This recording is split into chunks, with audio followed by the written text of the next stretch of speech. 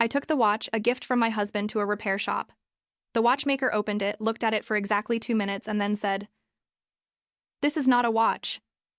At that moment, an icy shiver ran down my spine. "Ma'am, this is not a watch."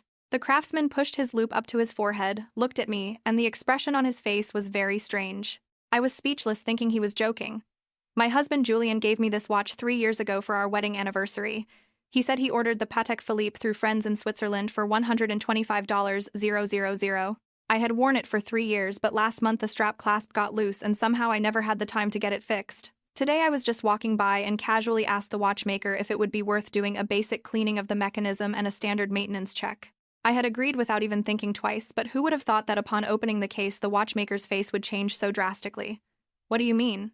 The watchmaker remained silent. He closed the back cover again and slid the watch toward me. His fingers tapped the glass counter twice as if he were carefully choosing his words. "This watch has an original Patek Philippe case, but the mechanism inside is not." He paused and lowered his voice by half a tone. "And in a hidden cavity of the case I found something." He handed me a pair of tweezers. At the very tip sat a black plate slightly larger than a grain of rice with a faint metallic sheen on its surface. "What is that?" A tracking microchip. The watchmaker took off his glasses and wiped them with a cloth. "Military standard. Standby battery life is over 5 years. I've been in this industry for 20 years, and I've only seen something like this in movies." "Ma'am, your watch is not a watch at all." I stared at the black plate. My fingernails dug into my palms, but I felt no pain. Silence fell over the shop for 2 seconds. Only the wall clock ticked loudly. "Are you sure?" 100%. The watchmaker placed the chip on a white cloth, showing me only the serial number. "Israeli production. You can't buy something like this on the civilian market. What does your husband do?" I opened my mouth but realized I couldn't make a sound. "What did Julian do?" He said he ran a foreign trade business. He was constantly on business trips away from home for 8 months out of the year. He said all those business meetings were for the good of our family.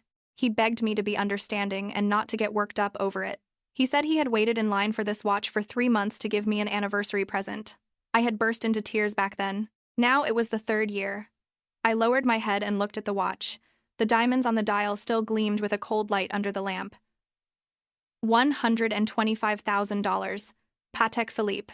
Military chip. These 3 phrases swirled in my head, forming an answer that made my back break out in a cold sweat.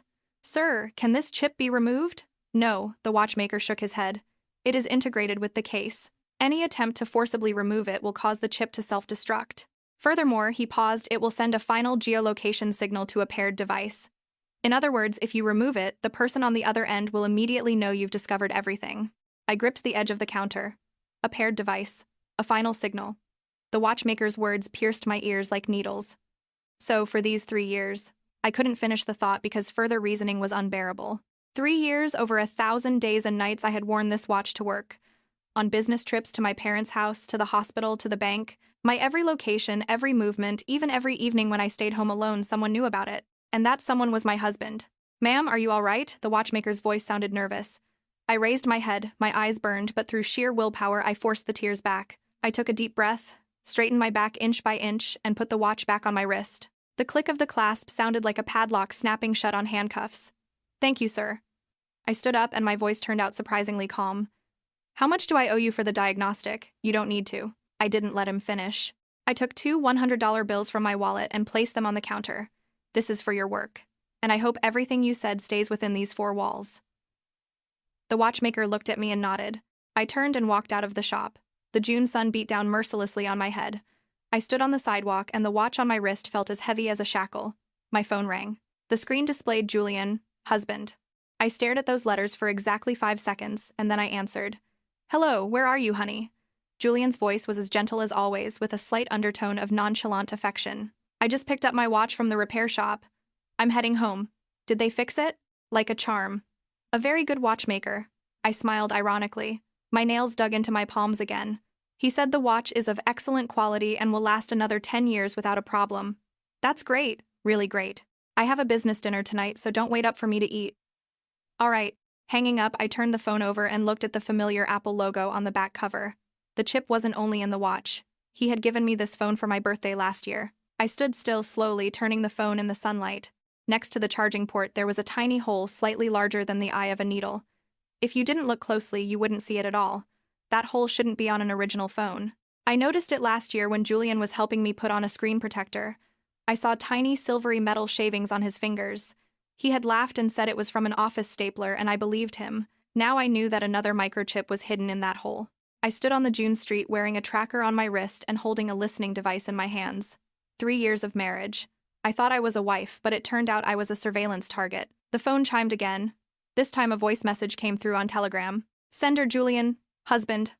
I opened it. By the way, honey, next Wednesday is your birthday. I booked the VIP booth at the Golden Crest. We're going to celebrate. Make sure to wear that watch. It looks so good on you. The voice was tender, caring, no different from the voice of any loving husband. I gripped the phone so tightly my knuckles turned white. He was asking me to wear the watch. Why? Because next Wednesday at the Golden Crest something was going to happen that he needed to control.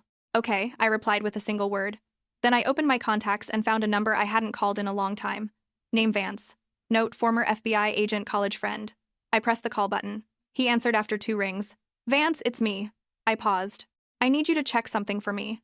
What is it? My husband Julian. Who is he really? A 3-second silence fell on the other end. Where are you right now? Vance's voice changed. The former casualness was gone. I'm coming to you. Don't go home and don't hang up. My heart stopped. Why? Because I ran Julian's name 3 years ago. Vance's voice became very quiet, and he spoke rapidly. He is not your husband at all. Vance cleared his throat when we met at an unassuming cafe on the eastern outskirts of Seattle. When I arrived, he was already sitting in the furthest private booth. The curtains were drawn tight. A laptop sat on the table with the screen on, half covered by the lid. We hadn't seen each other in 3 years. He had lost a lot of weight, his eyes were sunken. Dark stubble pushed through on his chin. Sit down. He pushed a cup of coffee toward me. His gaze slid over my wrist. Did you take the watch off? Startled, I reached to unbuckle the strap. My fingers touched the ice-cold metal clasp and trembled slightly. The moment the strap came undone, a pale mark appeared on my wrist, resembling the imprint of handcuffs worn for 3 years. Vance took the watch, turned it over, looked at it, and then pulled a small silvery box out of his bag. The box opened. Inside was a layer of black sponge embedded with a metal pill the size of a button. A signal jammer. He placed the watch inside and closed the lid. From now on, this watch can only send one signal: that you are still in this cafe. We can talk as long as we want. I stared at the box. My throat went dry. You carry things like this with you? 12 years working in the bureau. Habits stick. Vance leaned back in his chair. His fingers slowly tapped the table twice. Let's get to the point. You just said on the phone that Julian is your husband. You've been married for 3 years, 3 years and 2 months exactly. How did you meet? I picked up the cup. My fingers touched the warm ceramic. My voice sounded calmer than I expected. 4 years ago in Chicago, at a dinner with mutual friends, he said he worked in foreign trade. He had just come back from Dubai. A bachelor 3 years older than me. Those were standard answers. I had memorized them over the last 3 years. I had repeated them to everyone countless times, but now as I spoke them, every word felt like a stranger's story. He courted me for 8 months. I continued. Every morning at 6, he brought me breakfast. On weekends, he went to the library with me. I told him I had stomach issues, and he learned how to cook homemade chicken noodle soup. Last year, when my mom got sick, he drove to the hospital more often than I did. Vance remained silent, just tapping the keyboard a few times. Were his relatives at your wedding? No, I replied. I cleared my throat. He said his parents died in a car crash when he was still in high school. He only had friends left. There were 2 tables, 6 friends from the university, 4 business partners. I don't really remember the rest. Have you seen his driver's license? I have. When we were applying for the marriage license, Vance turned the laptop screen toward me. Here is the data from his license. Julian, born in 1985 inches, Portland. License number. He paused for a second. This license number belongs to a man named Silas Thorne, who died of leukemia in 2009. A man named Julian does not exist. My fingers violently clenched. The liquid in the cup splashed onto the back of my hand. It was hot, but compared to the icy chill inside, the pain was nothing. What did you say? He's using the identity of a deceased person. Vance's voice was as flat as a gravedigger's speech. The job was done very professionally. In the vital records databases, there's nothing to nitpick, but there is one slip-up. He forgot to update the college alumni database. Silas Thorne studied at Portland State University, while Julian told everyone he graduated from the University of Portland. Those 2 universities were supposed to merge, but in the year of Silas Thorne's death, the merger hadn't been completed yet. I put the cup back on the table. My hands were shaking, but my voice was not. So even his name is fake, not just his name. Vance closed the laptop and looked at me. 3 years ago, I received a tip. Customs and Border Protection in Seattle intercepted a batch of smuggled microchips worth over $7.5 million. The recipient's column listed Julian's name. A car drove by outside the window. Headlights swept across the curtains and flashed on the wall. I looked for him for 3 months, but I couldn't find such a person. Vance's voice grew quieter and slower. All of his information was real. His ID, his address, his marriage certificate, his bank accounts, his tax returns. Every document checked out in the database, but the man himself didn't exist. I searched for 3 months and found out only one thing: he regularly visited one specific place. Vance took a photo from his bag and placed it on the table. The photo showed a gray office building with a sign, the Sovereign Tower Building 3. What is this place? Building 3 at the Sovereign Tower formally passes for luxury condos, but in reality, he hesitated. There's an underground casino operating on an entire floor. He doesn't gamble. What is he doing there? He meets someone there. Vance placed another photo on the table. This woman is named Vivienne. She's originally from Boston, 37 years old. 3 trading companies are registered under her name, 2 here, 1 in the Cayman Islands. In the state corporate registry, it states they deal in the import and export of electronics, but for the last 5 years, they haven't had a single customs declaration. I stared at the woman in the photo. Wavy hair, red lipstick, a beauty mark near the corner of her eye. She wore a perfectly tailored black jacket. And on her wrist, a watch identical to mine. Who is she to him? I don't know, Vance shook his head. But I can tell you one thing. Those 8 months 3 years ago when Julian was courting you, he drove to the Sovereign Tower every month. Every time he went in with a briefcase and came out empty-handed. I checked the surveillance footage from the elevators in that building. He spent exactly 45 minutes there every single time. I clenched my fists so hard my nails dug into my palms, leaving 4 crescent-shaped marks. So when he was courting me, he was already involved in this business. Yes, he married you because I couldn't let him finish. I just didn't have the strength. Vance looked at me and something appeared in his eyes that I had never seen before. A mixture of pity and helplessness. He needed an identity, a clean legal identity that could be controlled at any time. A wife in her 30s, with a stable job, living parents, no criminal record, with a simple circle of friends. You were his perfect choice. I cleared my throat and closed my eyes. 3 years, over 1,000 days and nights. Those breakfasts, the library, the hospital, the chicken soup. Every bit of affection, every care, every time he said I love you. I thought I had met the best man in the world. It turned out love hadn't found me. I was simply selected. Why are you telling me this only now? Vance remained silent for a long time. Because 3 years ago I didn't have proof. He raised his head. His eyes were red from lack of sleep, and when I started digging into him I was warned. Not threatened, but warned. By those who were 2 steps higher than me in the hierarchy. I was told not to touch this man ever again. Then why are you willing to help me now? Vance gathered the photos from the table and put them in his folder. Because when you called me, I checked something. He paused. 3 days ago, Vivienne flew in here from the Caymans. Last week, the CEO of one of her trading companies was changed. The new CEO's name is yours. My head spun. The corporate filings for the company under your name show initial assets of $15 million. The listed business activity is import-export. Your name is in the CEO column. Your ID details match. Date of registration, November of last year. November of last year. He had been on a business trip then. He had said, "Honey, this deal is very big. If everything works out, we'll buy a bigger condo." I had believed him. It turns out I am not just his wife. I looked at Vance. My voice was as light as a falling feather. I am the paper onto which the blame can be shifted at any moment.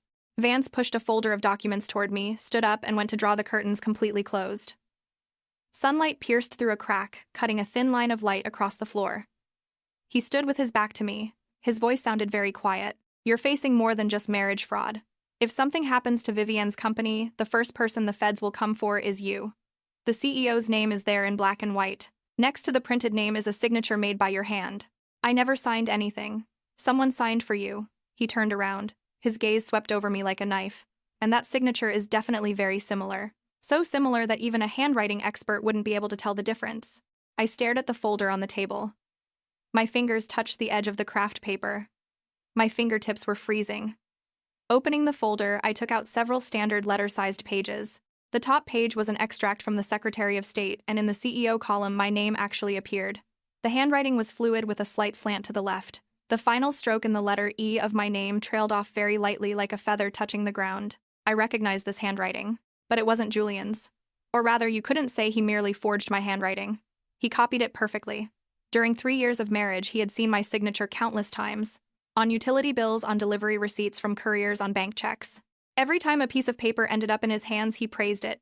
"You have such beautiful handwriting. I thought it was the compliment of a man in love." It turned out to be the collection of handwriting samples. And there's more.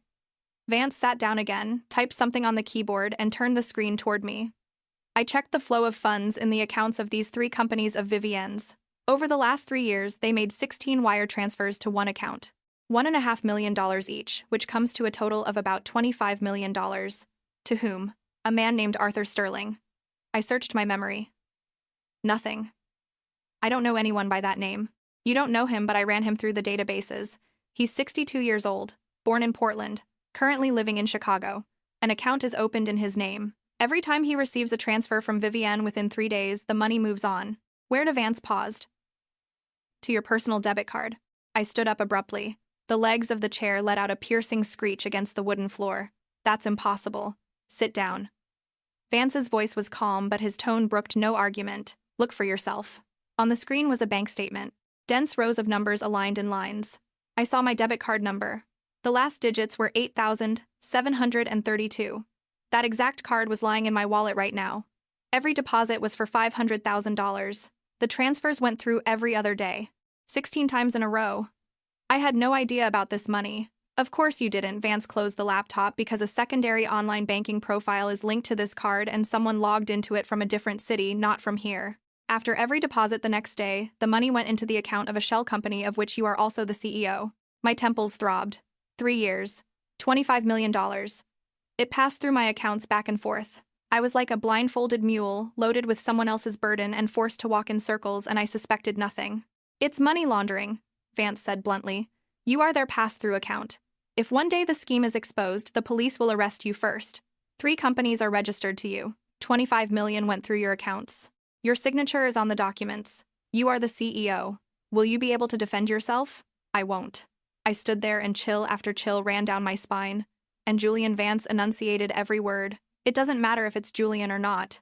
It makes no difference because you simply won't find him. At any moment he can become a different person with a different identity with a different name.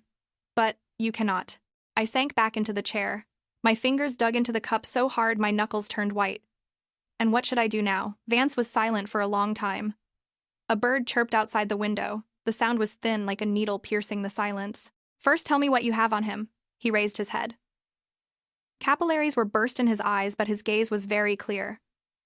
You lived with him for 3 years. Have you ever noticed anything strange? An address, a phone number, a name? Any little thing you thought you didn't pay attention to? I closed my eyes and began to recall frantically. 3 years, over 1,000 days and nights.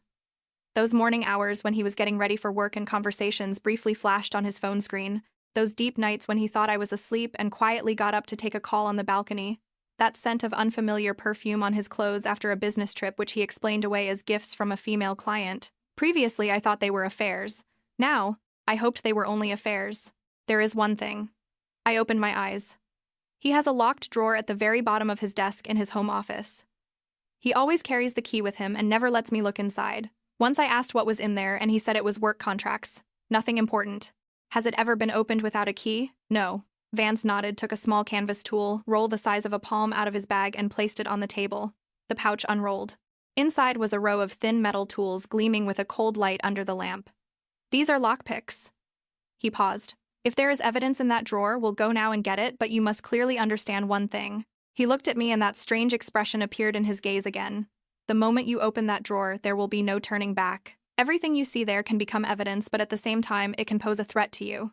I looked at the tools on the table and took a deep breath. There was a rushing sound in my ears. It was my own heart beating against my eardrums.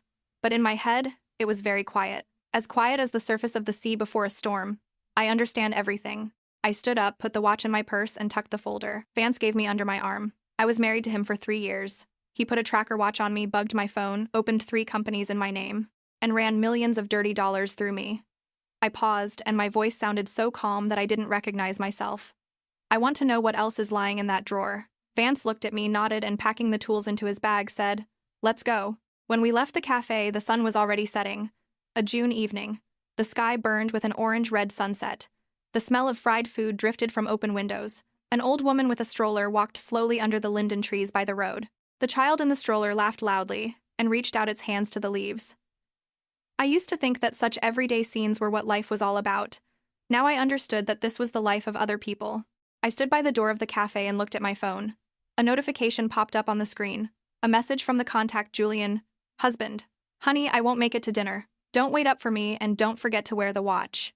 I booked a table at the Golden Crest for Wednesday. I typed a short reply, got it. And I turned the phone face down, hiding it in my palm. Vance pulled up in an inconspicuous silver sedan. The car was covered in a layer of dust as if it hadn't been washed in a long time. I opened the door and got inside. A faint smell of tobacco hung in the cabin. Where is your house, the Sovereign Tower Building 3? I paused. 17th floor apartment 1701.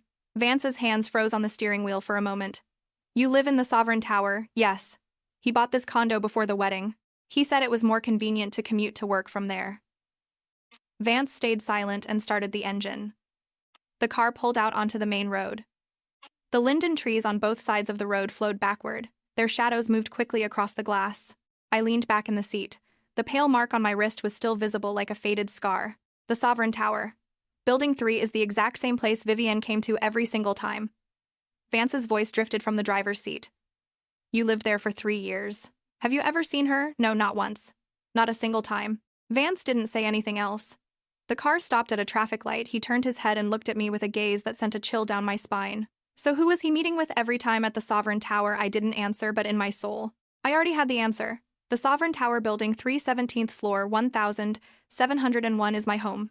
The place he came to every time was my home, and the person she met with was my husband, and I never saw her once. That means they only met when I wasn't home. That means he knew exactly when I wasn't home because there was a tracker on my wrist.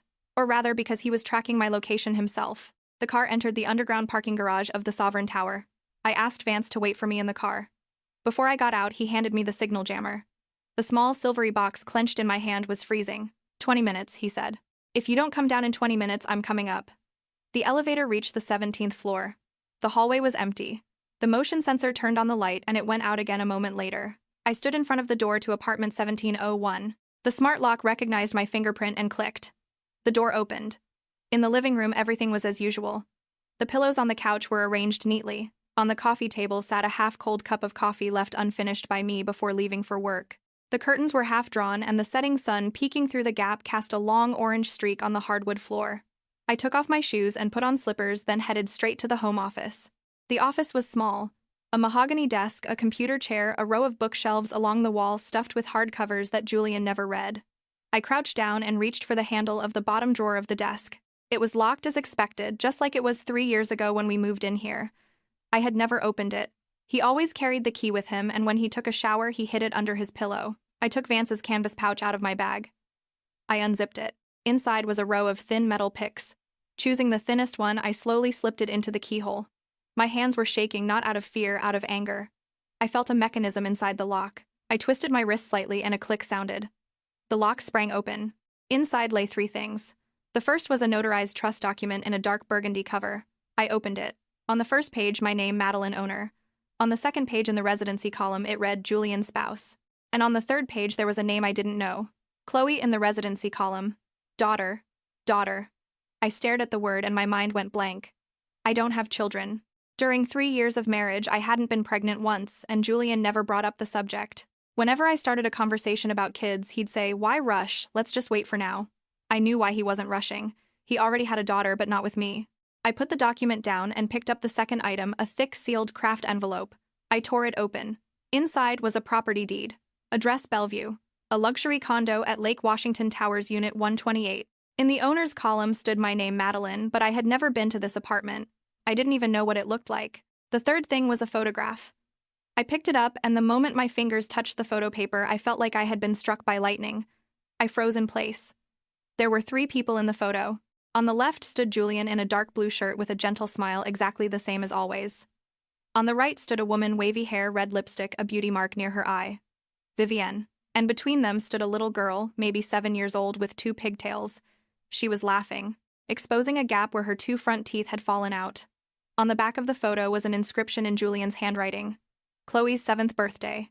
Chicago. Be happy, little one. I sat crouched on the office floor, clutching the photograph in my hand. My nails dug into my palms. There was no pain. The 3 people in the picture were smiling as happily as any normal family of 3. But I wasn't in this family. So who was I? A name on a notarized deed, the owner on a property title, the CEO in corporate statutory documents. I was their channel for money laundering, a risk filter, simply a storefront. A fake husband, a fake marriage. Even the home he returned to every day was a fake. I took a deep breath, put all 3 items into my bag, locked the drawer, and stood up. Approaching the door, I turned around and took one last look at the apartment I had lived in for 3 years. The living room was very quiet. 2 pairs of slippers still sat on the shoe rack in the hallway, blue and pink. Julian bought them last month. He said they were a matching set. I bent down, picked up the pink slippers, and turned them over. The sole was embossed with a soaring seagull logo, underneath the Hollister brand.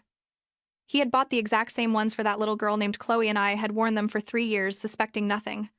I put the slippers back. My movements were very careful, as if I were putting down a fragile object. Then I opened the bottom drawer of the entryway console. It wasn't locked. Inside, random junk was scattered around: umbrellas, shoe polish, spare keys. I rummaged around the very bottom and felt something hard. It was a blue magnetic access card with the inscription, "The Sovereign Tower Building, 3 underground parking." On the back, a white sticker was attached on which the name Vivienne was handwritten. Vivienne. Every time she came to the Sovereign Tower, she didn't enter through the main entrance. She drove straight into the underground parking and took the elevator up. She had an access card to our building, and this card had hidden in our entryway console for 3 years, and I had never found it once. Clutching the magnetic card, I left the apartment. The elevator arrived. The doors opened. Inside stood a middle-aged woman with grocery bags. Seeing me, she smiled. Off work, I nodded and stepped into the elevator.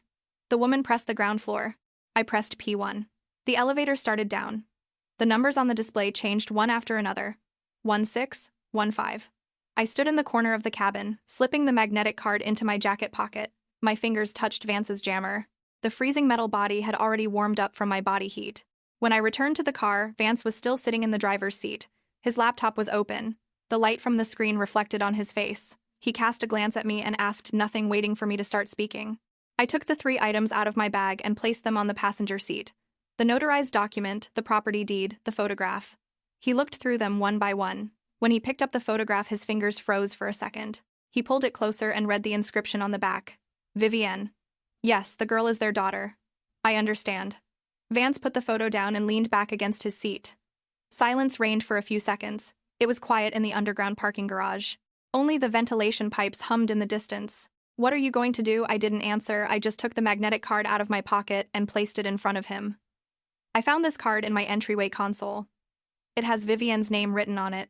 Every time she drove into the P1 parking level and went straight up to the 17th. When I wasn't home, she was in my home. Vance took the card, turned it over, looked at the writing on the sticker, and frowned. Are you sure this card is for your building? I found it in the bottom drawer. When I'm home, I never look in there. It's full of junk. But when I'm gone, someone opens it because the card has to be taken out. Vance remained silent, placed the card on the dashboard, opened his laptop, and pulled up a page on the screen. While you were upstairs, I checked something. He turned the screen toward me. Vivienne entered the country 3 days ago, but her flight data shows she has a return ticket for next Wednesday at 2:00 p.m. Next Wednesday, my birthday. A celebratory dinner at the Golden Crest, which Julian asked me to wear those exact watches to on that exact day. That's right. Vance paused.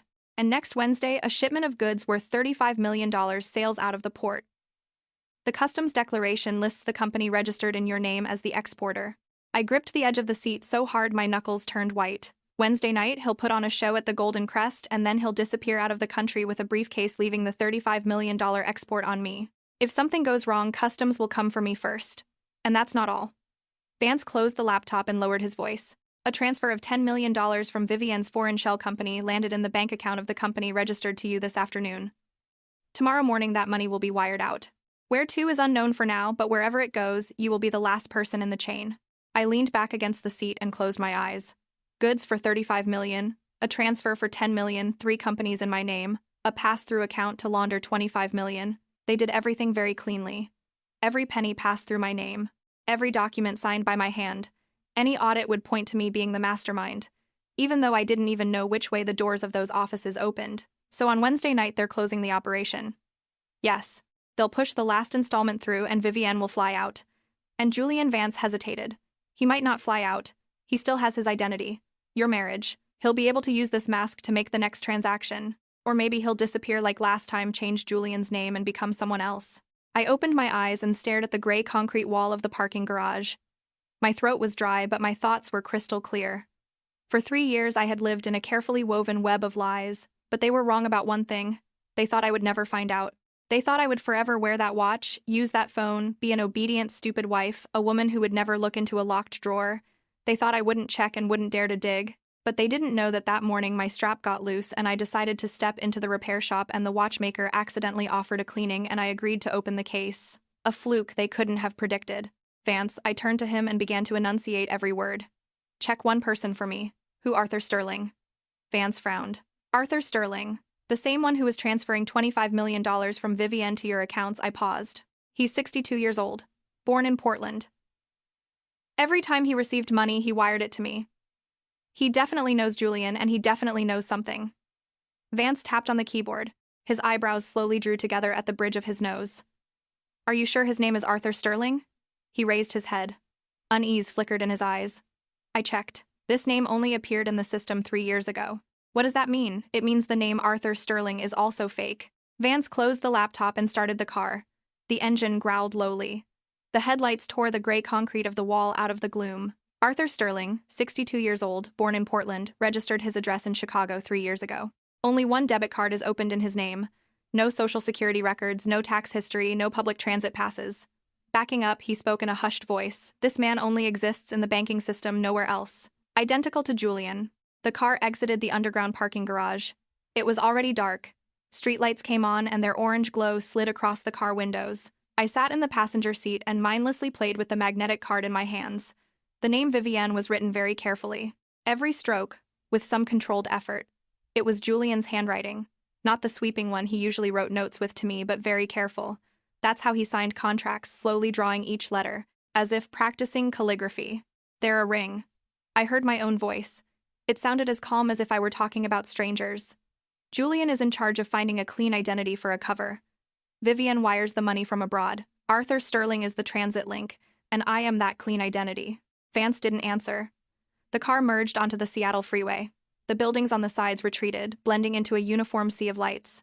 He drove for quite a while before speaking again. Didn't you wonder why he chose you specifically? I froze.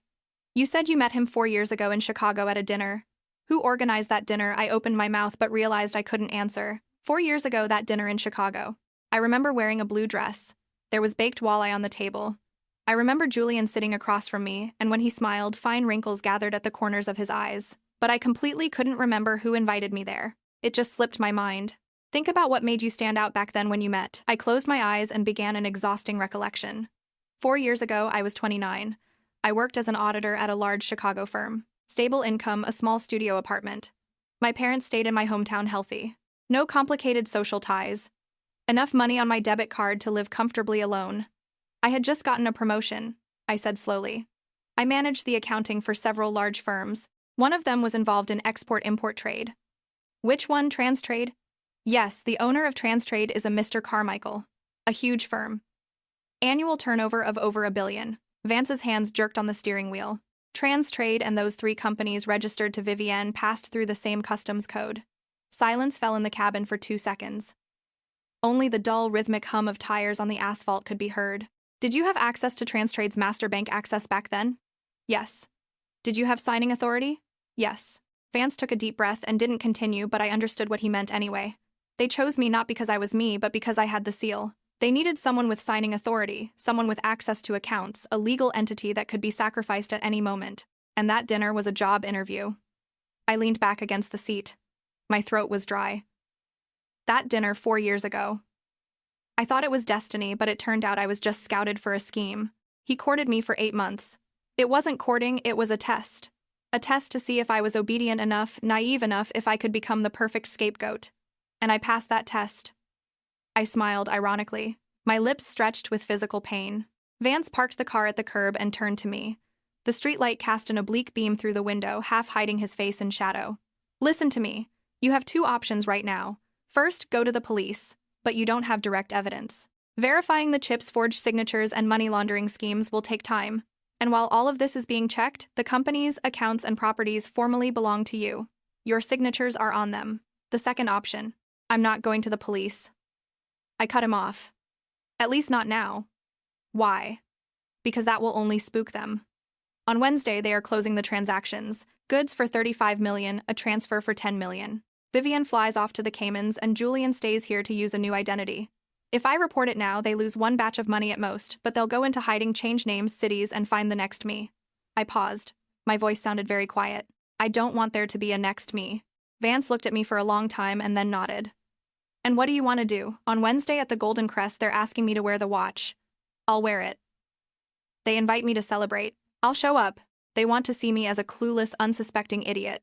I will play that role for them. I turned the magnetic card over, running my finger over the white sticker. But before they cast their nets, I will trap them myself. Vance pulled a folder from the back seat, dug through it, and pulled out a single sheet of paper. This is Vivienne's local address. Every time she stays at an extended stay hotel on the west side of the city. It's called the Sovereign Annex. Same developer as your building. Same property management company. That's why she has an access card to your tower. I took the paper and looked at the address. And her daughter. Where is this little girl, Chloe? I checked. Chloe isn't enrolled in any local school. She doesn't have medical records in the city. Most likely she lives abroad or with Vivienne's parents. I looked at the photo resting on my lap. A happy family. The little girl had lost her teeth. Exactly that age. She has no idea what her parents do.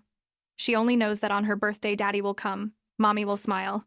Someone will take a picture of them and say, "Be happy, little one."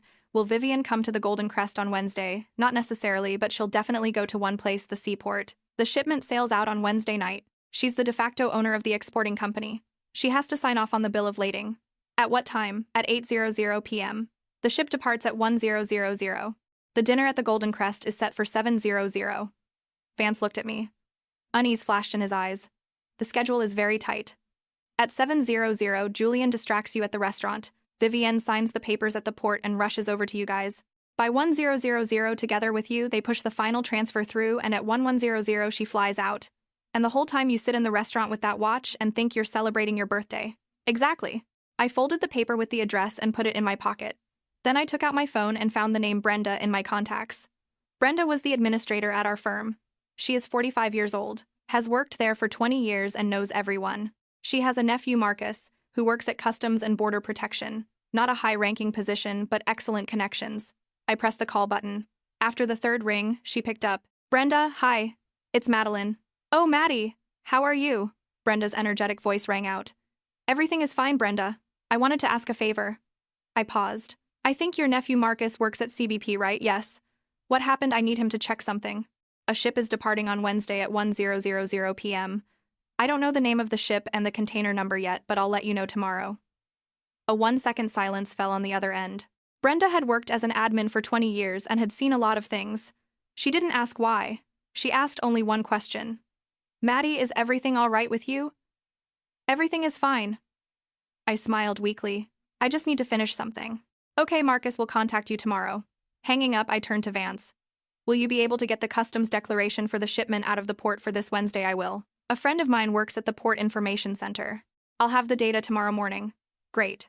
As soon as you get it, send the ship's name and container number to Marcus. Have CBP organize a spontaneous inspection of the ship on Wednesday, exactly at 8:00 p.m.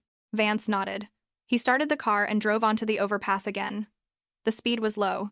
The scenery slowly rolled by. I leaned back in the seat and looked out the window. The night city glowed with lights, and behind every window someone was living their life. Someone cleared their throat, cooking dinner. Someone was putting a child to bed. Someone was waiting for someone who wouldn't return. And I was sitting in a car planning how to single-handedly destroy my 3-year marriage in 3 days. Vance, you said that 3 years ago when you were investigating Julian you were warned from above. Who was it? Vance's fingers tightened on the steering wheel so hard his knuckles turned white. I don't know, just a phone call demanding I stop digging. The voice was altered, unrecognizable. That person knew you were digging into Julian, which means they know what Julian is up to and is covering for him. Yes. If CBP conducts an inspection on Wednesday night and finds the goods, this person might intervene. Vance remained silent for a long time. The car got off the overpass onto a narrow street. Residential buildings flashed by on the sides. He parked near one of the houses and turned off the engine. Maybe. He turned and looked at me with concern. That's why you must understand that if we start, there is no turning back. That person might try to save Julian, or they might sacrifice him to save themselves. Either way, it will pull you into this vortex. I unbuckled my seatbelt and pushed the door open. I've been pulled into it for a long time. Stepping out of the car, I leaned down to the open window and said, "Tomorrow I'm going to see Vivienne." I didn't go home. Vance drove me to a modest hotel downtown and rented a room under his ID. Walking into the room, he placed the jammer on the nightstand. A red light the size of a pea burned on the small silvery box. "Your watch and phone stay here tonight. I'll come pick you up tomorrow morning." He hesitated in the doorway, took an old keypad phone from his pocket and handed it to me. "Take this. My number is already programmed in. It's the only contact." I took the phone, flipped it open, and a blue screen with white letters lit up like a device from the early 2000s. "You carry these around with you too. In our profession, a burner phone is more important than spare keys." He pulled the door handle and looked back. "You're meeting with Vivienne tomorrow. Have you figured out what you're going to say to her?" "No." "And what do you plan to do?" I closed the phone and squeezed it in my hand. "I'll let her know that I know who she is, and then I'll see her reaction." Vance stayed silent for a few seconds, then nodded, closed the door, and left. It became quiet in the room. The air conditioner monotonously blew cold air. The curtains were drawn tight. I sat on the edge of the bed, dumped everything out of Vance's folder, and spread the documents on the bedspread. The notarized deed, the property title, the photo, the corporate registry extracts the bank statements. Each piece of paper fit together like a puzzle into a picture I had never seen. I picked up the photo and turned it over. Julian's writing in blue pen. Chloe's 7th birthday. Chicago. "Be happy, little one." The handwriting was very careful. The final stroke in the letter, E, extended out just as he always did when signing contracts. I had known him for 4 years. I was his wife for 3 years, but he had never once written the word little one around me. Not a single time. The jammer on the nightstand blinked red. I looked at it for a long time. Then I cleared my throat and picked up the keypad phone. I flipped it open and the screen lit up. There was only one number in the contacts. I pressed the call button. Vance answered on the first ring. "What happened?" "One question." I paused. "You said your superiors warned you. Didn't you think that Julian has an inside man in your agencies?" Silence fell on the line, so long that I thought the connection had dropped. "I did think so." His voice sounded very quiet, almost drowned out by the hum of the AC. "But I have no proof. And if that man is still in the system, he might find out about our operation on Wednesday in advance. So CBP shouldn't file a request for an inspection in advance. Yes, only a spontaneous sudden inspection. I'll tell Marcus to file the inspection request only on Wednesday in the afternoon. Then even if someone wants to warn them, they simply won't have time. They will have time." I squeezed the phone tighter. If that person's clearance level is high enough, all it takes is one 30-second phone call. Vance went quiet. The night outside the window was already deep. Only the occasional honk of passing cars drifted in quickly, swallowed by the darkness. I stood up, walked to the window, and slightly parted the curtains. The street was empty. The streetlight cast the shadows of linden trees onto the asphalt. The wind swayed the branches and the shadows trembled. "Vance, on Wednesday night, if I fail, do one thing for me." "What is it?" "Send this photo to Vivienne at the address where Chloe goes to school." A soft sigh was heard over the receiver. "You found her address too?" "No, but I assume she hides her daughter in the safest place, with her grandparents, so they always take care of her. If Vivienne goes down, there will be someone to look after her daughter." "Do you want to blackmail her with her daughter?" "No."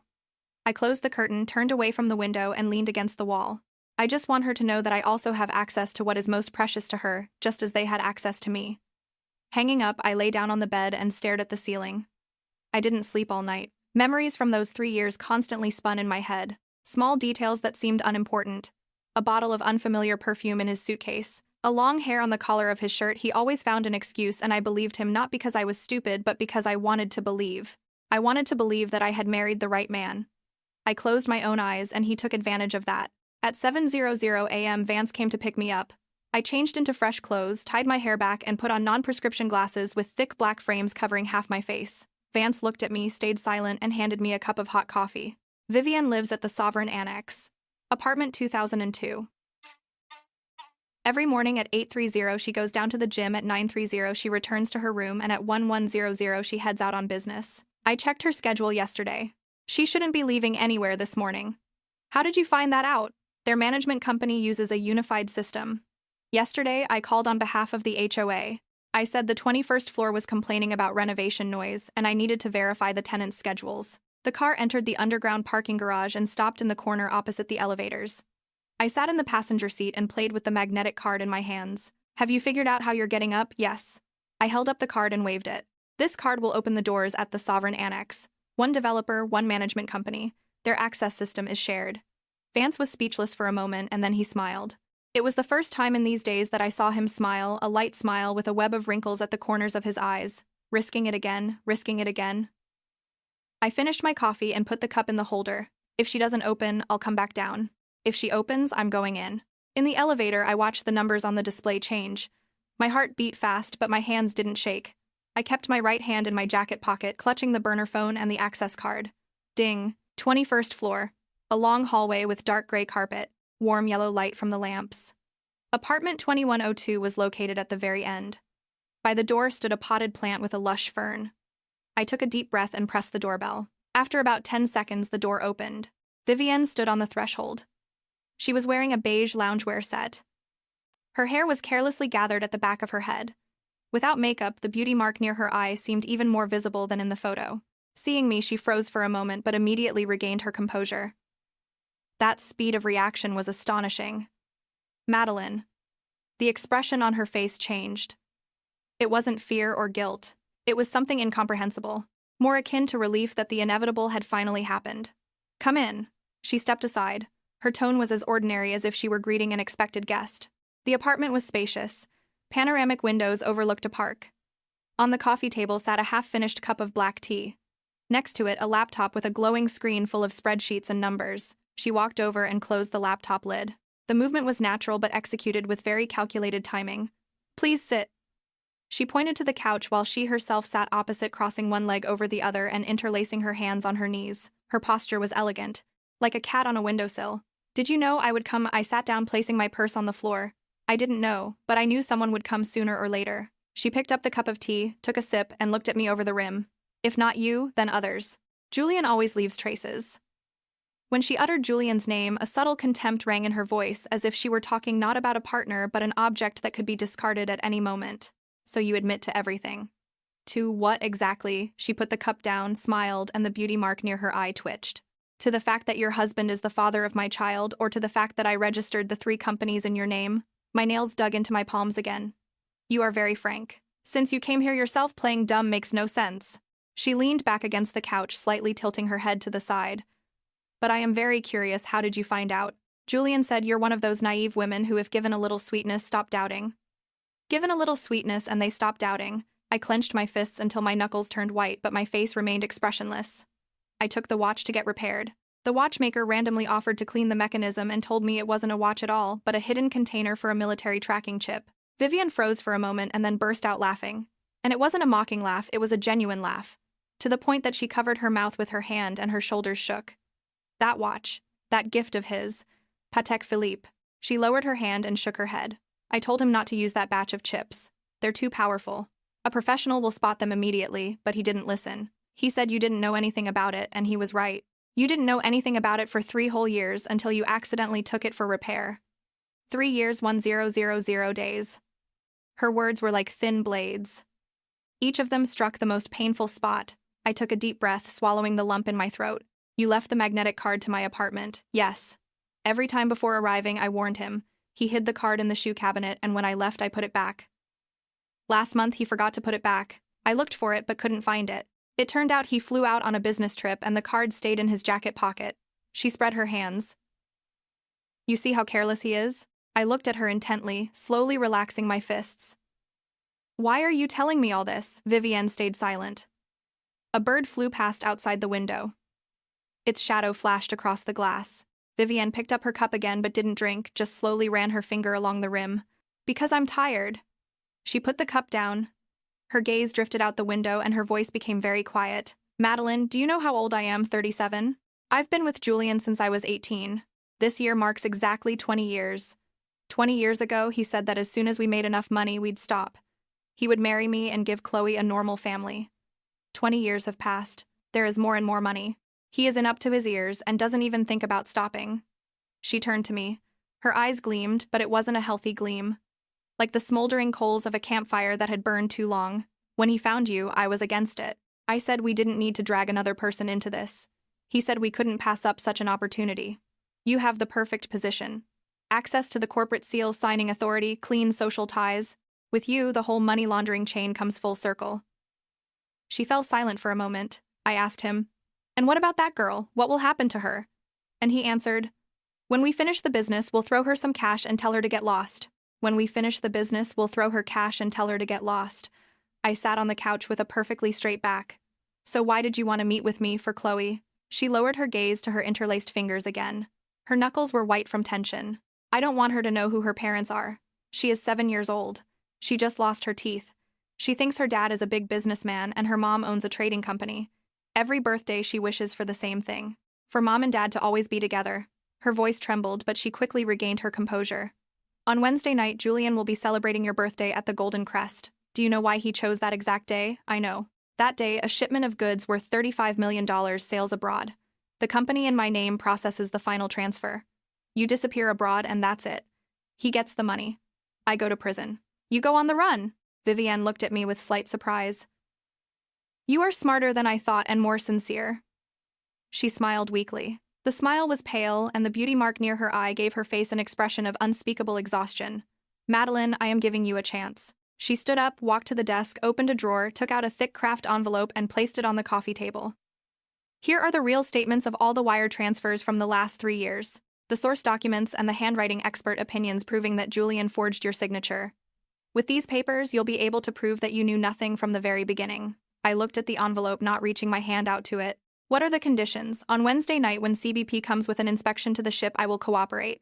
But I have one condition. She lowered her voice. Chloe cannot find out. Whatever happens, she cannot find out what her parents were doing. You must promise me that any subsequent proceedings will not touch the child. The wind kicked up outside the window, waving the crowns of the trees in the park. I looked at her. Her eyes reddened, but she didn't cry. A 7-year-old woman who had given 20 years to one man bore him a daughter committed countless crimes. At the very end, she asked for only one thing, that her daughter would never find out. I promise. I took the envelope without opening it. I just squeezed it tightly in my hand. But you also have to do something for me. What is it? On Wednesday night, when Julian is celebrating my birthday at the Golden Crest, you must be there. Vivienne was speechless. Why? So that in front of you personally he confesses to everything he's done. I stood up and put the envelope in my purse. You said you've been with him since you were 18. You gave him 20 years and he never even thought to marry you or to stop. On Wednesday night, you need to hear for yourself how little he valued you. Vivienne remained silent for a long time. Sunlight fell on her face and the beauty mark near her eye faintly glistened. All right, she said. Handing me the envelope, Vivienne stood by the window in silence for a long time. The light fell on her back, tracing her silhouette with a golden contour. Her face remained in shadow. There is something else you should know. She turned around, walked over to the desk, took a blue folder from the bottom drawer and handed it to me. This is a contract Julian forced me to sign last month. Take a look and you'll understand everything. I opened the folder.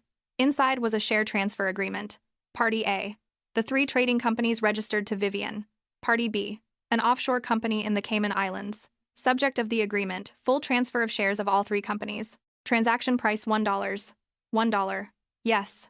Vivienne's voice was flat, as if she were reading a document that had nothing to do with her. He transfers all the assets abroad and then for $1 he buys all the companies registered to me. After signing, these 3 companies have nothing to do with me, but all the debts, tax risks, and legal problems remain on me.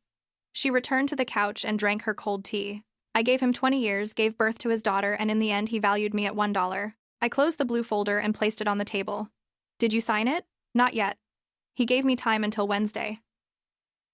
Wednesday again. It turns out that on Wednesday night it's not just me walking into a trap, but you too. Vivienne nodded. A faint smile appeared on her lips. More like relaxation that she had finally come to terms with her fate. He planned everything perfectly. On Wednesday night, the final installment goes through your companies, and the transfer of my shares goes into effect. Goods for $35 million leave the port. The cash settles in offshore accounts, and he stays here to start a new scheme with a clean ID. And you and I, she put the cup down. The porcelain clinked sharply against the glass table. One will go to prison, the other will be left with debts. I put the blue folder and the craft envelope into my purse. The purse became heavy, but my hands didn't shake. And what do you intend to do? I plan to take Chloe on Wednesday and leave. Her voice suddenly became very quiet. The plane tickets are already bought, but not for 2:00 p.m., but for noon. Chloe and I are flying abroad. You don't want to say goodbye to him. Say goodbye, Vivienne smiled ironically. The laugh was dry like sandpaper rubbing against wood. Do we even need to say goodbye anymore? In 20 years, he never once asked what I wanted. He only knew what I could do for him. She stood up, walked to the window, and turned her back to me. Outside the glass, the wind bent the trees. Do you know what I hate him for the most? She didn't turn around. Her voice sounded muffled from behind the glass. Not because he lied to me, not because he used me, and not because he bought my 20 years for $1, but because he never saw Chloe as his daughter. To him, she was just a tool to keep me on a leash. Every time I refused something, he would say, "Think of Chloe." With that one phrase, he forced me into obedience for 20 years. I walked over and stood next to her. Two women deceived by the same man stood on the 21st floor and looked at the same park. A flight at noon. "Will you make it?" Vivienne turned to me with slight confusion. "Do you want me to leave? I don't want you to leave." Enunciating every word, I looked her in the eyes. But even more so, I don't want a 7-year-old girl named Chloe to see her mom get arrested. Vivienne's lips pressed into a thin, pale line. She lowered her head and slowly ran her finger along the window frame. "If I leave, you'll be left alone with him." "Not alone." I adjusted the purse on my shoulder. "I have friends helping me, and these documents you gave me," I patted the purse, "are more reliable than any helpers." Vivienne was silent for a few seconds, then she turned, walked back to the desk, and took out one more thing. It was a silver key with a keychain. "This is the key to a locker at a port storage facility. Inside are the originals of all the bills of lading from the last 3 years. Every single one has Julian's personal signature. He thinks those documents were destroyed long ago, but I covered myself." She placed the freezing metal key in my hand. "I kept them for a few years, not knowing when they would come in handy." "Maybe they'll come in handy for you." I squeezed the key tightly. "Why are you helping me? I am helping myself."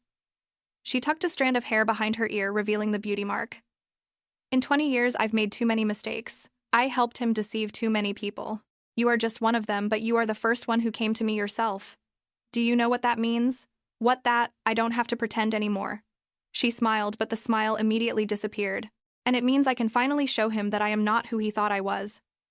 I looked at her, and for a split second I saw in her eyes the same thing I had seen in the mirror at the watchmaker's shop. The gaze of a person backed into a corner who had finally decided they would no longer retreat. "On Wednesday at noon, you take Chloe and leave. Flight at noon. If you leave at 11:00 a.m., you'll be at SeaTac Airport. When you're taking off, send Julian one message." "What message?" I paused, putting the key in my pocket, and headed toward the door. "Think of Chloe." It was quiet in the hallway. The carpet absorbed the sound of my footsteps. I stood by the elevator, pressed the down button, and looked back at door 2102. It was closed. The fern still stood there, green and shiny. The elevator opened. I went down to the parking garage. Vance was waiting in the car, laptop on. Brown residue remained at the bottom of his coffee cup. He looked at me, waiting for my words. Vivienne agreed to help. She handed over all the bank statements, the handwriting analysis, and the key to a locker at the port where the original bills of lading with Julian's signatures are sitting. Vance's eyebrows shot up in surprise. "Why would she help you? Because of her daughter." I placed my purse on the floor and buckled my seatbelt. "She doesn't want her daughter to find out who her parents are. Her only condition: the child cannot suffer during the investigation." "And you promised?" I promised. Vance nodded and started the engine. The engine growled. The headlights illuminated the gray concrete. Marcus from CBP texted, "At 8:00 p.m. on Wednesday, the cargo ship sails. He'll file a request for a spontaneous inspection at 3:00 p.m. Reason: routine check. The inspection is at exactly 8:00 p.m. From 3:00 to 8:00. 5 hours. Is that enough to maintain secrecy?" "It's not enough." Vance's hands gripped the steering wheel tighter. "If that man works in federal agencies, 5 hours is plenty of time for him to warn Julian. But we can't help it. Those are the regulations. Spontaneous inspections are reported at least 5 hours in advance." I leaned back against the seat, watching the gray walls of the parking garage fly by. So after 3:00 p.m., Julian could find out about the inspection at any moment. Yes. And if he finds out, what will he do? Vance stayed silent for 2 seconds. "He'll cancel the dinner at the Golden Crest. He'll try to expedite the shipment of the cargo, or he'll just destroy the documents, take all the cash, and disappear." The car exited the underground parking garage. The bright sun hit my eyes. I squinted at the bright sky. My thoughts raced at the speed of light. So we can't let him find out. Until 3:00 p.m., everything must be business as usual. And after 3, if that person tries to warn him, we have to get a confession from Julian before he picks up the phone. "How?" "The celebratory dinner at 7:00. I paused. "I will force him to confess to everything himself."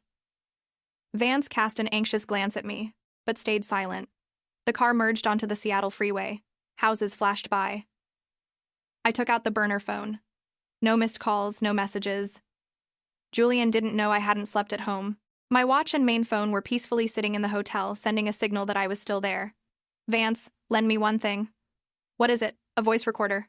Vance took a recorder out of the glove compartment. The finger-sized silver casing was scratched. The lettering on the buttons had worn off. He said he had used it back during his bureau days. One charge lasted 48 hours.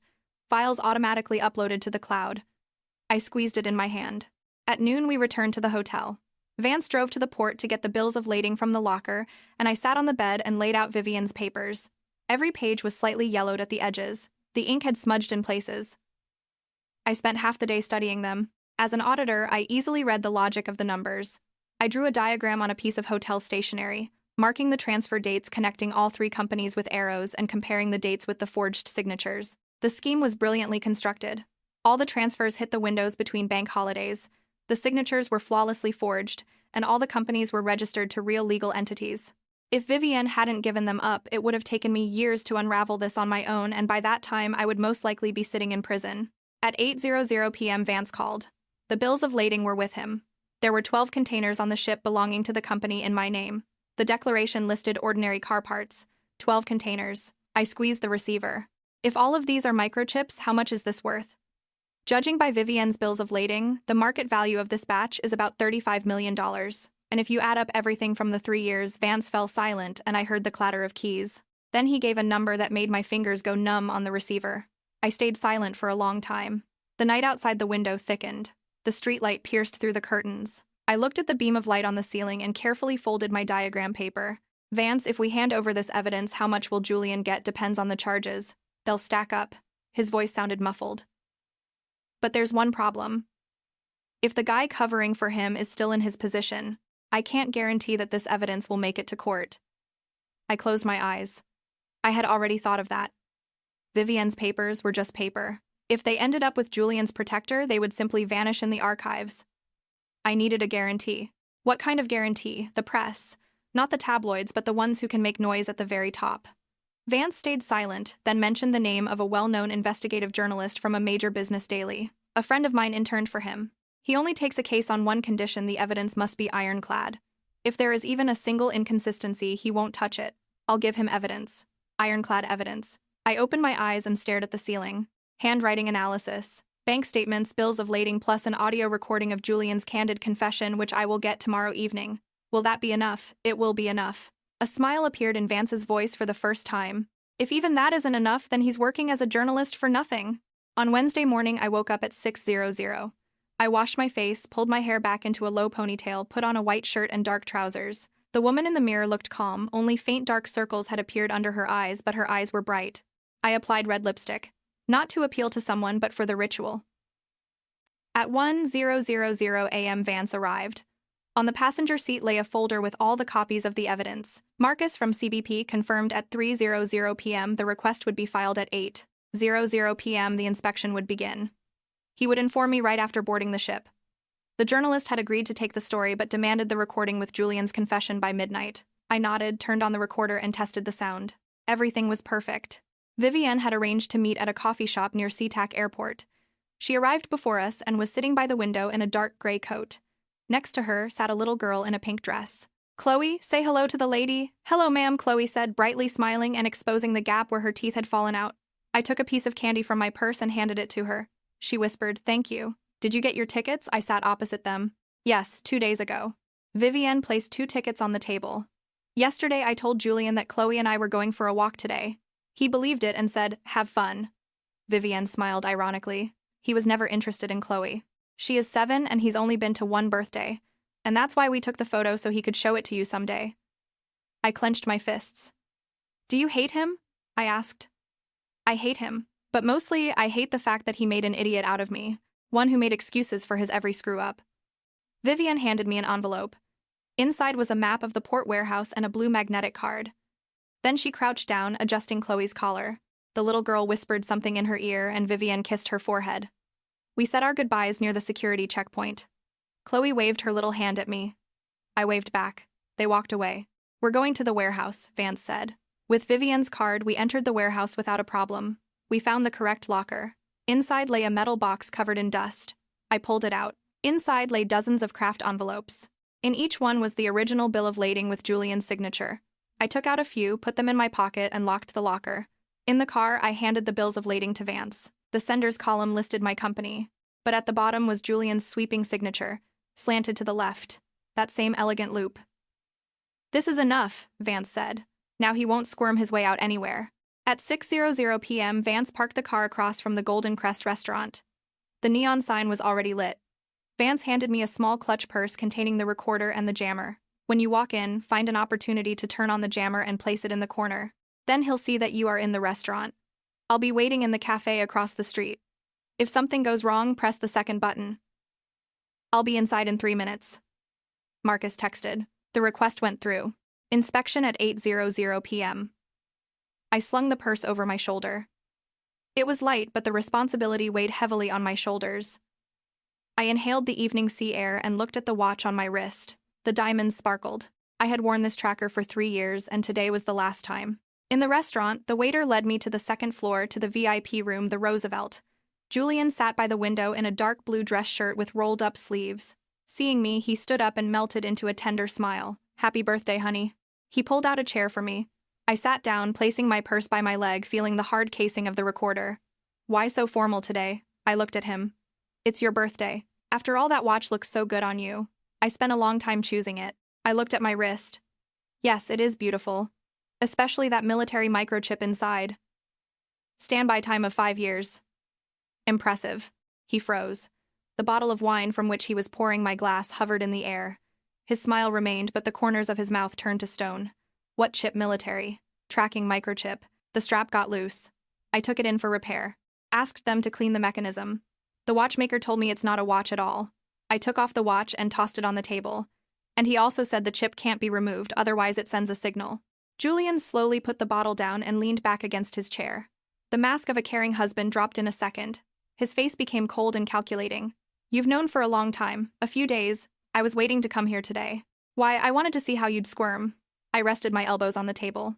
"Tonight at the port, there is an inspection of a shipment worth $35 million. Sender my company. I go to jail. You leave." Julian's eye twitched. "You dug deep, but you were wrong about one thing. Your companies aren't needed to launder money, they're needed to tie you down." He leaned forward. His voice radiated coldness. "You think you've uncovered secrets? 3 companies are registered to you. Your signature is on every piece of paper. How will you defend yourself? You were never my wife. You were my bank account. A patsy. I spent 8 months picking you out and 3 years putting you in this position. You will go to jail and I will start a new life." Silence filled the room. The perfect face of a husband had morphed into the face of a cynical monster. I took a sip of wine, pulled the burner phone from my purse, and showed him the screen. The recording timer was ticking away. "Julian, every word you just said I recorded." He narrowed his eyes but tried to save face. "A recording won't prove the signatures aren't yours. Prove it." I laid the craft envelope on the table. "Bank statements, the handwriting analysis from Vivienne, and the original bills of lading with your signature." The ironic smirk vanished from his face. "Vivienne, yes, the same one you valued at $1. I laid out their family photo. And your daughter has flown away. She asked me to pass along a message. Think of Chloe." Julian turned pale. He had calculated everything. But he didn't think they would all betray him at once. "You think you've won?" His voice grew raspy. "You think the guy covering for me is going to sit on his hands?" He didn't have time to finish his sentence before the doors of the VIP room swung open. On the threshold stood a man around 50 in a sharp suit holding a briefcase. His face was as calm as still water. Behind him stood 2 officers in dark windbreakers. "Madeline." The man spoke in an even, deliberate voice. "I am Detective Sergeant Rayburn, Financial Crimes Division. We received a tip that you are involved in money laundering and smuggling. Please come with us." I gripped the edge of the table. My fingers went cold. "Who filed the report?" Rayburn didn't answer, but his gaze slid over Julian. Julian lowered his head, hiding a faint smirk. He had prepared. If I uncovered everything, he would sell me out first. That man at the top didn't even call him.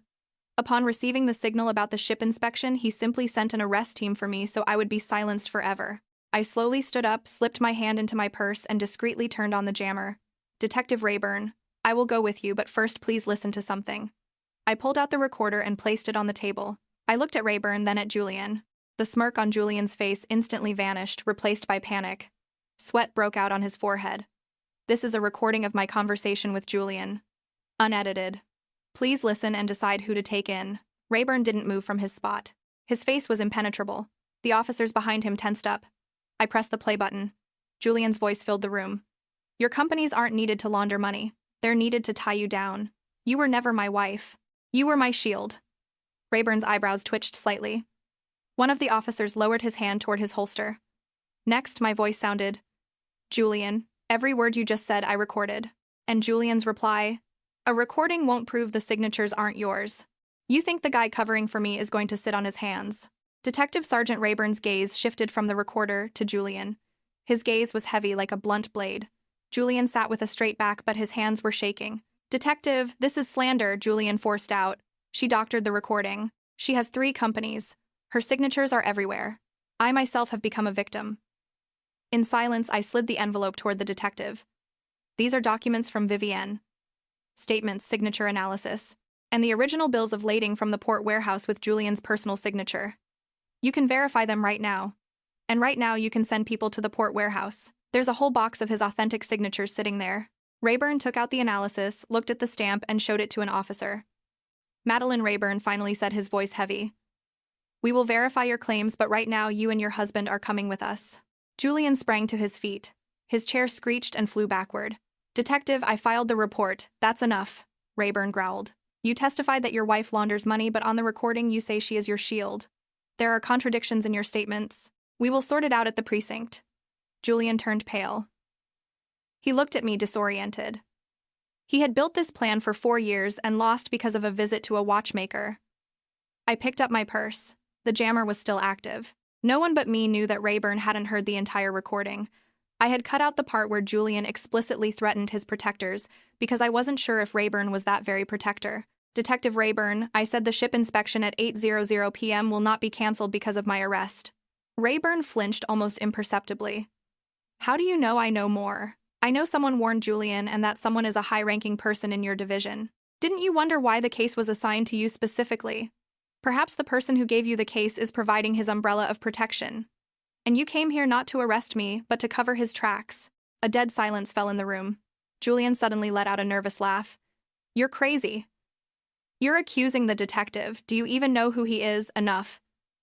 Rayburn was absolutely calm. Take them both. We walked out of the restaurant. The wind carried the scent of moisture. Across the street sat the sedan. Vance was smoking by the open window. The glow of his cigarette flickered like a beacon. Detective Rayburn, I said, stopping. In that car sits a former FBI agent. Vance has all the copies of the evidence. If anything happens to me, they will go to national journalists. Rayburn looked at the car and stayed silent. Are you threatening me? No, I just want you to know. Tonight I am not alone. The interrogation room at the police department. White walls, a metal table. The camera in the corner blinking red. The clock read 7:40 p.m. 20 minutes until the port inspection. Rayburn sat across from me. Next to him, a young female detective typed up the report. Please tell your story, Rayburn said. I told everything from the very beginning. Meeting him, the tracker watched the fake ID of the deceased Silas Thorne, the forged signatures, Vivienne, the laundering of $25 million, the bills of lading. Rayburn carefully reviewed all the papers. Why didn't you go straight to the police? Because I knew he had protection within the agencies. I waited for him to confess on tape. The clock read 7:48 p.m. Do you know who's covering for him? Rayburn asked. Julian mentioned it. Let me play the full recording for you. I played the recording where Julian bragged about his protector. The recording ended. Rayburn looked at the ceiling, then walked to the wall and turned off the camera. Do you think I'm covering for him? Rayburn looked at me. A sharp gleam appeared in his eyes. Has it not crossed your mind that we were digging into him too? 3 years ago we started tracking this money laundering chain, but we couldn't get to the top because Vivienne never made contact. And today you brought us all her testimony on a silver platter. You saved us 3 years. My heart stopped. Time 7:55 p.m. The inspection wasn't a coincidence. Marcus's request from CBP landed on my desk at 3:00 p.m., and I signed off on it. Rayburn adjusted his collar. That high-ranking man who covered for Julian was arrested today at 4:00 p.m. He didn't have time to warn anyone. I exhaled. I thought I was spinning a web, and it turned out I was just the bait in their net. But it worked. Why did you come for me at the restaurant? I wanted to test you, to see if you were an accomplice or a victim. You passed the test. There was a knock on the door. An officer rushed in. Detective CBP opened the containers. There are no car parts in there. There are microchips worth $35 million. Bills of lading signed by Julian. Rayburn looked at me. You are free to go, Madeline. Your companies are no longer your problem. I leaned back against the chair, closing my eyes. 5 days of hell were over. Can I see Julian? I asked. 5 minutes. I walked into the adjacent interrogation room. Julian sat in handcuffs. The metal gleamed under the lamp. I sat across from him. Came to gloat, he asked hoarsely. No. One question. During those 8 months of courting me, was there even 1 minute of sincerity? He looked at me from beneath the shadow of the lamps. There was. Do you remember when you were sick and I brought you hot chicken soup? I drove 40 minutes in a downpour. Yes. That's when I thought you were the one. Right then, I had just left Vivienne. She said Chloe was sick. She asked me to take them to the hospital and I told her to call an Uber and I brought you the soup instead. I thought I was doing it for the money for the future. You were all tools to me. And now, what, your daughter has flown away. You secured her future, but she'll only remember that Daddy sent her away in a cab. His eyes reddened, but he didn't cry. You won. But for those 3 years, you lived with a man you didn't know. I tailored that mask to fit you. You won't get that time back. I stood up. I won't get those 3 years back. But you didn't win either. You're 39. You're going to prison for a long time. Your daughter flew into a future without you. I lost 3 years, but I don't intend to spend the rest of my life in regret. You're not worth it. I walked out and closed the door. Rayburn was standing in the hallway with hot tea. Tomorrow we hand the case over to the district attorney's office. You are the victim. There won't be any problems. I walked out onto the street. Vance was waiting by the car. Is it all over? Yes. His protector was arrested during the day. Julian is going to prison. Vivienne won't be touched because she cooperated. Vance sighed loudly. The tension left his shoulders. We drove to the hotel. I gathered my things and asked him to drop me off at my home in the Sovereign Tower. It's my home. Why should I be afraid of it? Inside the apartment, I took out Julian's things, packed them in boxes, taped them shut, and wrote trash on them. A message came through from Vance, officially arrested. I replied, got it. The next day, Harrison, my boss from Chicago, called. Maddie, I heard everything. Your place is waiting for you. Come back. You are my best auditor. Over that month, I got used to living alone. I learned to cook portions for one person. I stopped buying his favorite groceries. I threw away the pink pajamas he had gifted me and bought myself a green shirt.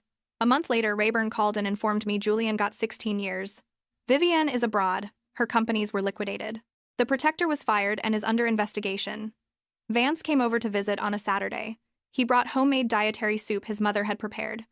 We laughed for a long time about how his mom dances in the yard. Before leaving, he offered me a part-time job on weekends, to learn to brew coffee at his friend's cafe. Half a cup. I agreed. I learned to froth milk, make a flat white, and draw latte art. Life flowed into a new channel. I stopped being afraid to look over my shoulder. On the day of my departure to Chicago, Vance saw me off at SeaTac Airport. He gifted me a bag of Colombian coffee from the cafe owner. We said goodbye without tears. In Chicago, a light rain was falling. Harrison met me at O'Hare Airport. He immediately shoved a folder of documents regarding trans trade into my hands. There's some devilish business with the numbers in there. No one can balance the debit with the credit. Sort it out. I opened the documents. Within an hour, I found the inconsistencies. The scheme was identical to the one Julian had used on me. Someone was laundering money through this firm. I went to Harrison. I found the problem. The scheme is the same as mine.